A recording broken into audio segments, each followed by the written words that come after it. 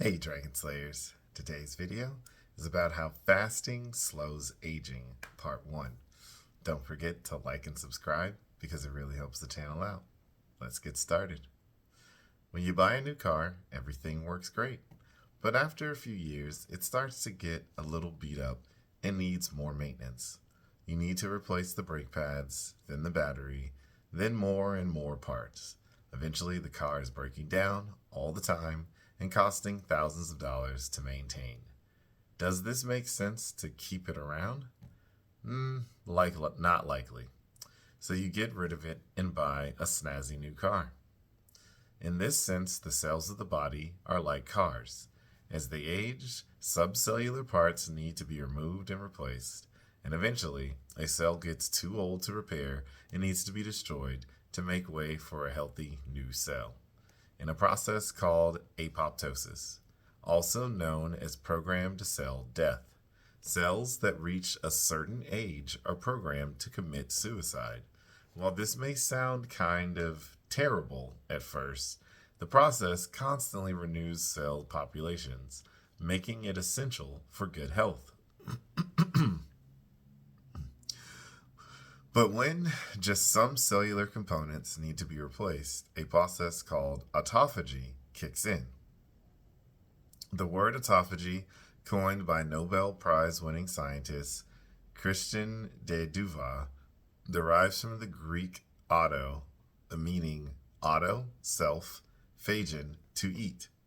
So the word literally means to eat oneself. Autophagy is a form of cellular cleansing.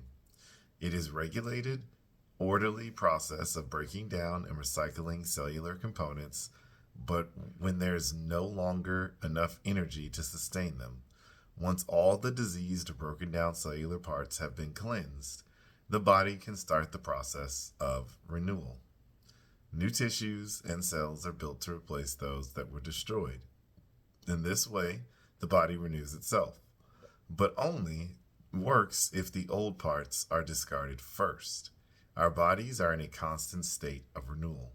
While we often focus on new cell growth, we sometimes forget that the first step in renewal is destroying the old, broken down cellular machinery. But apoptosis and autophagy are both necessary to keep our bodies running well.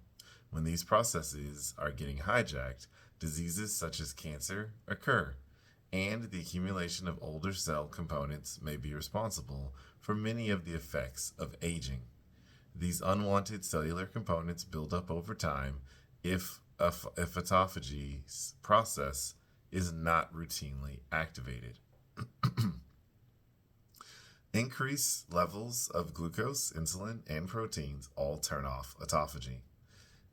And it doesn't take much. Even as little as 3 grams of the amino acid leucine can stop autophagy. Here's how it works.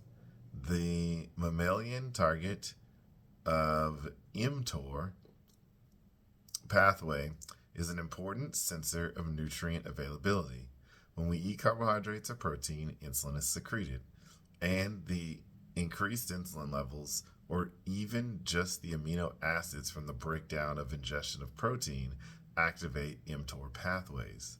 The body senses that food is available and decides that since there's plenty of energy to go around, there's no need to eliminate old subcellular machinery. The end result is the suppression of autophagy. In other words, the constant intake of food, such as snacking throughout the day, suppresses autophagy. So that's what I've got for you guys today. Don't forget to like and subscribe because it really helps the channel out. And remember, guys, that together, you and I will slay the dreaded diabetes dragon.